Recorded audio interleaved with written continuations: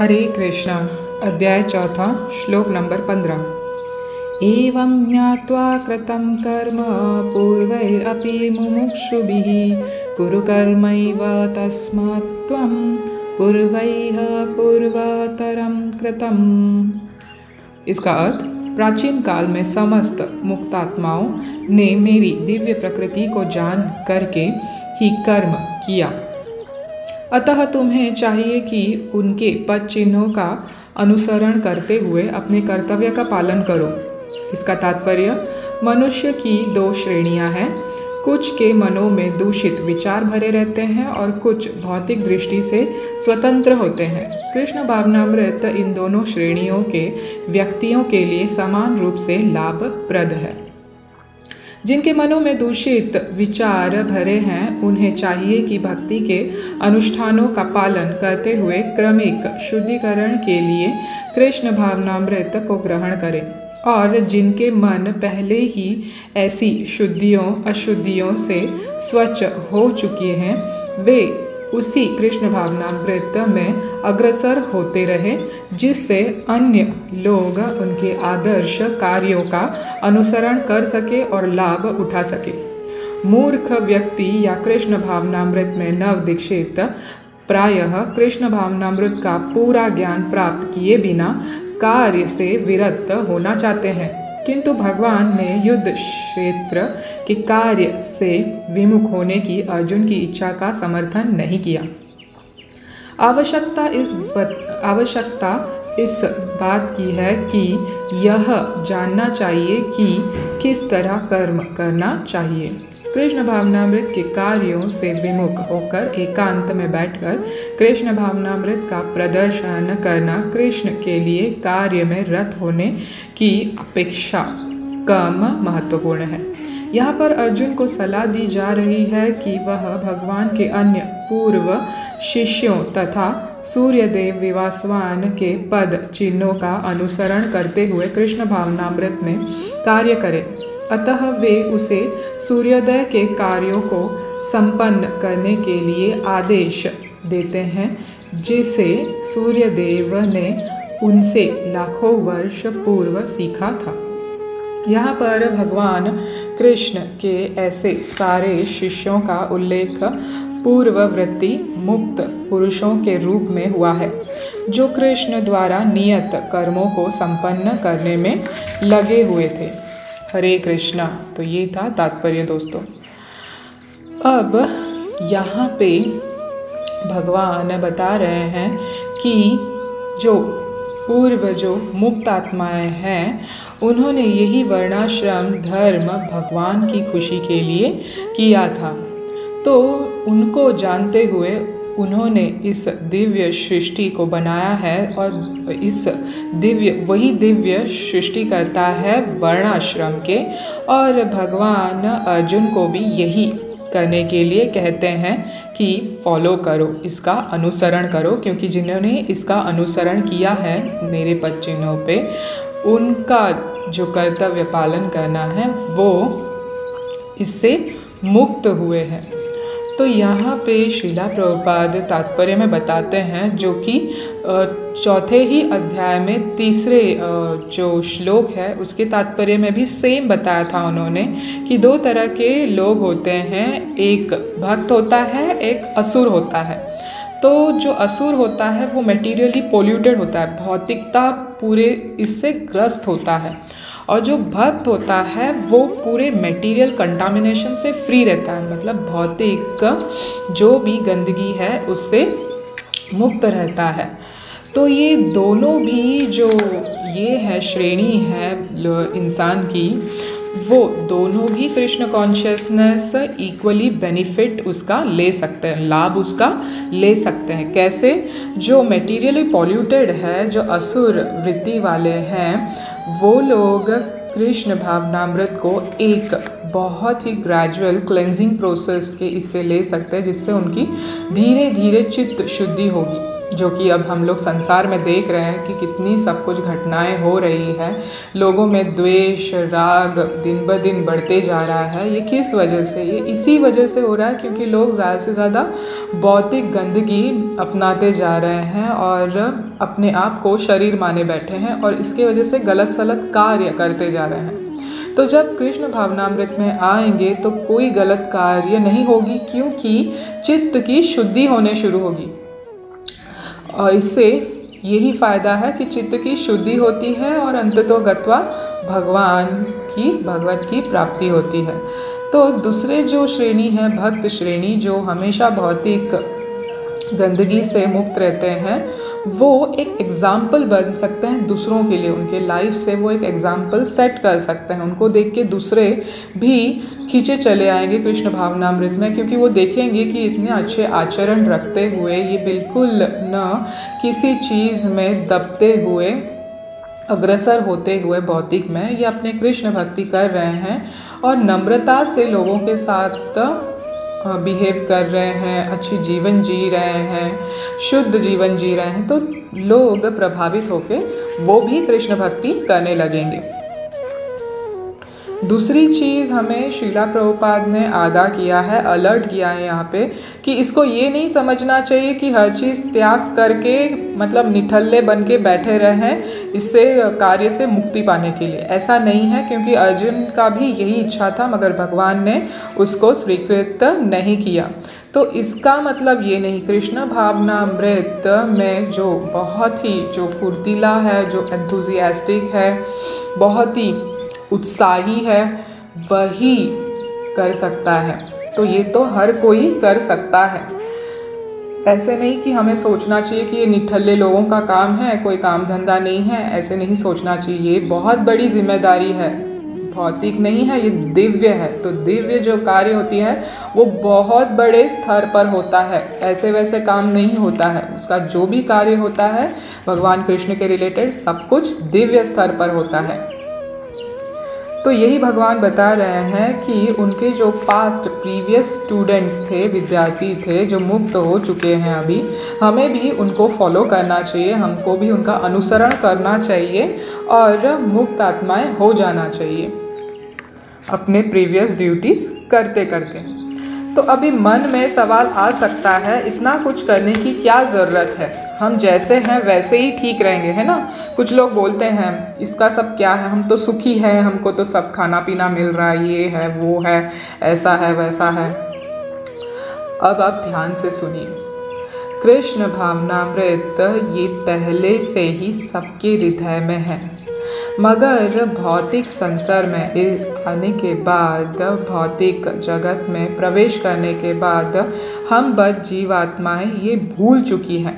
हमारे जैसे काम रूपी शत्रु जो हमने 3rd चैप्टर में पढ़ा था, उसने इसको ढक दिया है और वो हमें सोचने के लिए नहीं दे रहा है, ये समझने के लिए नहीं दे रहा है। तो ये सिर्फ सबसे सिंपलेस्ट और ईजीएस्ट मेथड है और सबसे डिवाइन जो प्रोसेस भगवान ने बताया है भगवत गीता में। जो भगवत गीता को असल में पढ़ता है, असल में अध्ययन करता है भक्तों के बीच में, वही जान पाता है कि भगवत गीता में भगवान हमें क्या कहने की कोशिश कर रहे हैं। तो जो बहुत सारे लोग भगवत गीता पढ़ते हैं मगर हर कोई उसका मूल उद्देश्य नहीं लेता है। तो मूल उद्देश्य भगवत गीता में भगवान यही बताते हैं और मूल उद्देश्य हमारी ज़िंदगी का भी यही है कि भगवत नाम का जप करना, क्योंकि ये हर तरह से हमारी मदद करती है, हर तरह से हमारी चित्त की शुद्धि करती है। हरे कृष्ण कृष्ण कृष्ण हरे हरे, हरे राम राम राम हरे हरे।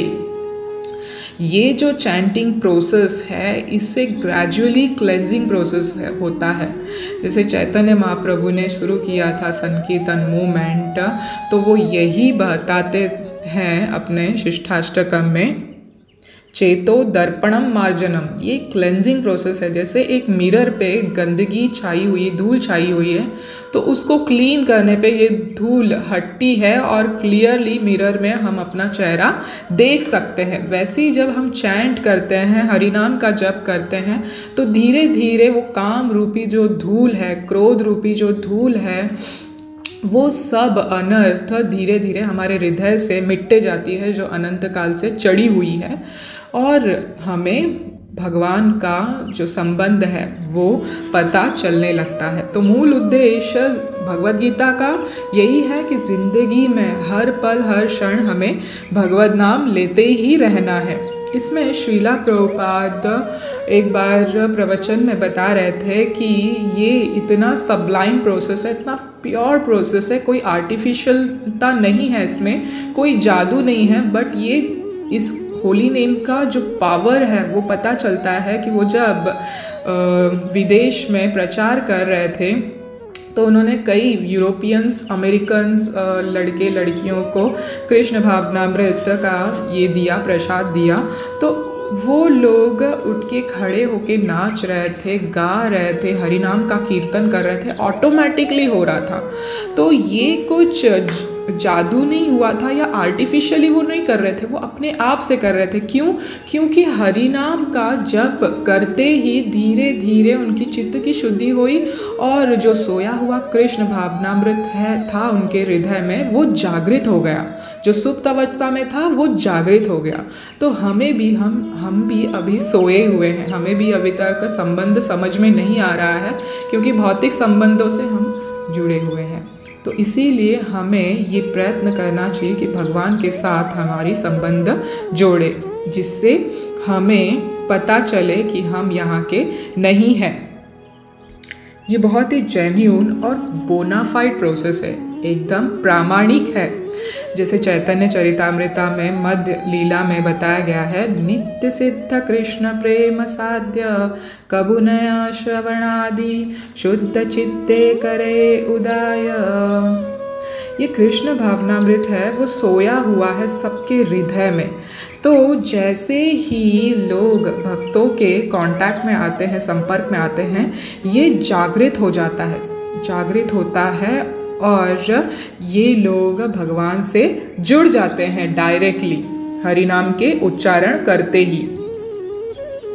गौरांगा भगवान चैतन्य महाप्रभु इतना तक भी कहते हैं कि हे प्रभु, हे नाथ, आपका नाम सिर्फ एकमात्र नाम ही पूरा जो इच्छाएं हैं इंसान की, जीवात्माओं की, वो पूर्णता से आप पूरित कर सकते हो। इतना पावर है आपके नाम में, क्योंकि ये सबसे बड़ा आशीर्वाद है मानव जीवन पे।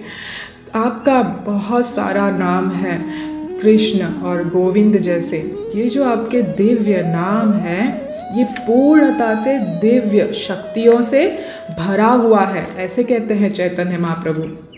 और इसमें कोई हार्ड एंड फास्ट रूल नहीं है, ये आप कहीं पे भी, कैसे भी, किसी भी देश काल परिस्थिति में जप कर सकते हो।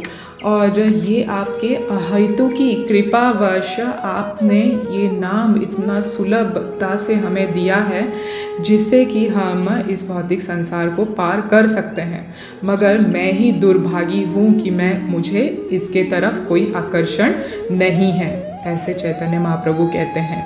इसीलिए this is the greatest benediction जो हमको मिला है, तो हमें इसे नज़रअंदाज नहीं करना है। जैसे कि भगवद गीता में भगवान हर पल हर क्षण शुद्ध भक्ति के बारे में बता रहे हैं, और वो उसका प्रोसेस ही यही है कि हरि नाम का जप करना, यही फर्स्ट स्टेप है, हरि नाम का जप करना। हरे कृष्ण कृष्ण कृष्ण हरे हरे, हरे राम राम राम हरे हरे। आज मैं आपको ऐसी कथा सुनानी चाहती हूँ, इससे पता चलेगा कि भगवान का नाम, कृष्ण का नाम कितना पवित्र है और ये कैसे चित्त की शुद्धि करती है। और कोई भी बड़ा से बड़ा पातक भी क्यों ना हो, ब्रह्म हत्या भी उसने क्यों ना किया हो, मगर उसको भगवान का शरण मिलने पर वो पूरी तरह से उसका लाइफ परफेक्ट हो जाता है और वो पूर्णता से भगवत भक्ति में लगते हुए भगवान के पास पहुंच जाता है।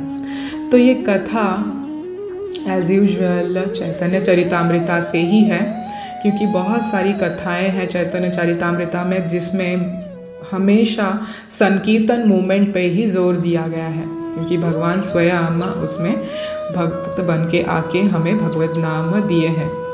तो ये कथा ऐसी है कि एक गवर्नमेंट ऑफिस में काम करने वाले एक थे जो उनका नाम था सुबोधि रॉय। सुबोधि रॉय जो थे वो बहुत अमीर थे और उनके पास बहुत ताकत थी, मतलब भौतिक ताकत थी। और वो उनके पास एक जवान सा एक लड़का काम करता था, उनका सर्वेंट था, नौकर था। तो एक दिन मतलब जो ये है जो नौकर है वो उसको बेटे के जैसे पालते थे, उसको बड़े प्यार से पिताजी के जैसे उसका ख्याल रखा करते थे। तो एक दिन क्या हुआ कि नौकर ने, उस लड़के ने कुछ थोड़ी सी बदतमीज़ी की, कुछ मिसबिहेव किया। तो as a affection, out of affection, fatherly nature के जैसे उन्होंने उसको मारा।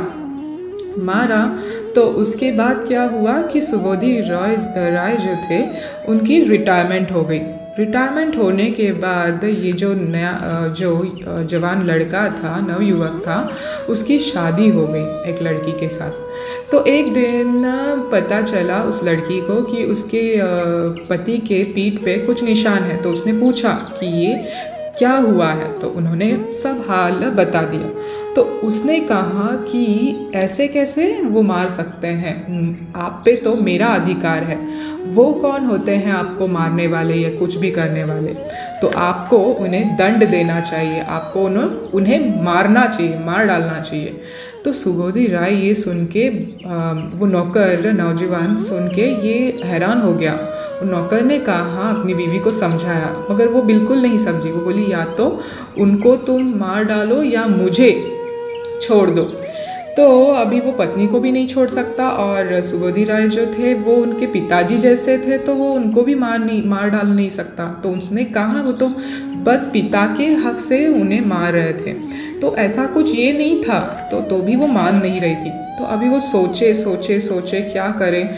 फिर उनको लगा कि धर्म भ्रष्ट होने से मृत्यु से भी वो बढ़कर होती है। तो फिर उन्होंने सोचा क्यों ना इनकी हिंदुत्वता जो ये है, धर्म है, वो ये कर दे, भ्रष्ट कर दे, आउटकास्ट कर दे। तो इससे उनकी मृत्यु भी नहीं होगी और वो जिंदा भी रहेंगे और उनकी मृत्यु जैसी ही हो जाएगी।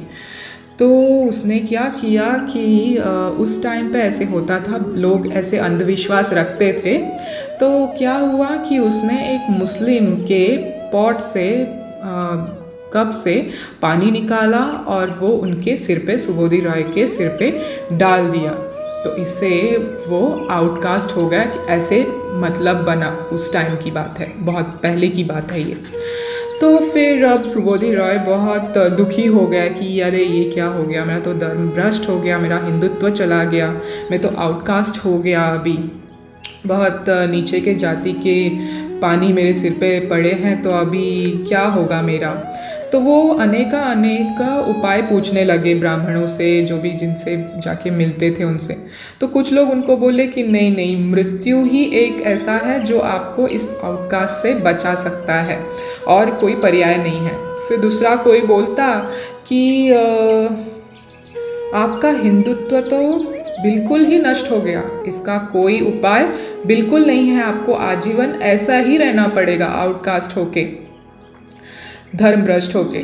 फिर तीसरे के पास गया, ऐसे कई लोगों के पास गए। एक ने तो इतना तक कहा कि आप एक काम कीजिए, आप घी को उबालिए और उसको पिए, तो फिर कुछ हो सकता है। तो सुबोधि राय ने कहा ये क्या बात हुई, अरे घी गरम घी पीऊँगा तो मैं मर जाऊँगा। तो उसने कहा यही तो है, आप जब घी गरम घी पियोगे, घी जो शुद्ध होती है, पवित्र आइटम है, पंचगव्य में से एक ये है, तो वो जब पियोगे आप शुद्ध आइटम, तो नेक्स्ट लाइफ में आपको हिंदू जन्म बिल्कुल ही मिलेगा, निश्चित ही मिलेगा, कोई डाउट नहीं है उसमें। तो ये परेशान हो गया अभी ये सब क्या है, कोई सरल सी उपाय होती तो हमको पता चलता क्या करें अब। तो उनकी खुशकिस्मती थी, वो बहुत बड़भागी थे कि उनको घूमते घूमते घूमते वो आए चैतन्य महाप्रभु के पास और उन्होंने भगवान को अपना पूर्ण किस्सा सुनाया। तो भगवान बहुत मतलब इस हास्यपद कथा पे हंसने लगे कि ये क्या बात हुई। भगवान ने कहा आप बिल्कुल चिंता ना करो, आप बस कृष्ण का दिव्य नाम का जप करो, पवित्र नाम का जप करो, हरे कृष्ण कृष्ण कृष्ण हरे हरे, हरे राम राम राम हरे हरे, और आपका सब कुछ ठीक हो जाएगा। अरे आपका ब्राह्मणत्व क्या, आप तो मोस्ट एलिवेटेड साधु पुरुष हो जाओगे, उच्च निम्न कोटि के जीव माने जाओगे। ऐसे ही उसने किया सुबोधि राय ने। और दोस्तों धीरे धीरे ऐसा हुआ कि वो भगवान के शुद्ध भक्त बनते गए। इतनी सरल उपाय पाकर वो इतनी खुश हो गए कि मैं खामखा चिंता कर रहा था। भगवान नाम तो हर तरह से हर कार्य सिद्ध करता है, कुछ भी मन में क्लेश नहीं रखना चाहिए इसमें। और वो इतने बड़े भक्त बने दोस्तों कि उन्होंने सब कुछ त्याग कर वो वृंदावन चले गए। वृंदावन जो कि भक्तों का, भगवान का स्वयं धाम है, वहाँ पे भगवान स्वयं विराजमान है कृष्ण के रूप में। जैसे आपको बताया गया था ये 4 धाम से भी बढ़कर है, क्योंकि ये जो है प्रकट धाम है, रेप्लिका है, जो टॉप मोस्ट स्पिरिचुअल प्लैनेट्स में से जो प्लैनेट्स है स्पिरिचुअल प्लैनेट्स, उसमें से टॉप मोस्ट प्लैनेट है गोलोक वृंदावन का, ये रेप्लिका है। तो वो उधर जाके संतों की सेवा करने लगे, उनकी मदद करने लगे। जैसे कि भगवान के एक अवतार भगवान कपिल देव कहते हैं, मुझे इतनी खुशी किसी चीज़ में नहीं मिलती, बस इसी चीज़ में मिलती है जब कोई शुद्ध और नम्रता से, शुद्ध चित्त से मुझे मेरे नाम से पुकारता है, यही मुझे हमेशा बहुत खुशी देती है। ऐसे भगवान कपिल देव का कहना है, जो भगवान कृष्ण के एक अवतार है। तो देखिए दोस्तों, हरि नाम की जो महिमा है ये बोले उतना कम है इस जीवन में, तो क्या इसके लिए तो हजारों जीवन भी मिले तो भी कम है। इतना हमें गुणगान करना चाहिए इसका। खुद भगवान अनंत शेष भी कहते हैं कि मेरे ये हजारों फन जो हैं ये भी कम पड़ता है, मुख भी कम पड़ता है भगवान का नाम लेने का। मुझे तो और ज़्यादा चाहिए कि मैं भगवान का नाम का ग्लोरिफिकेशन करूं, महात्म्य बोलूं, प्रचार करते रहूं, ऐसे भगवान का कहना है। हरे कृष्ण कृष्ण कृष्ण हरे हरे, हरे राम राम राम हरे हरे। श्री कृष्ण भगवान की जय, श्रीला प्रभुपाद की जय।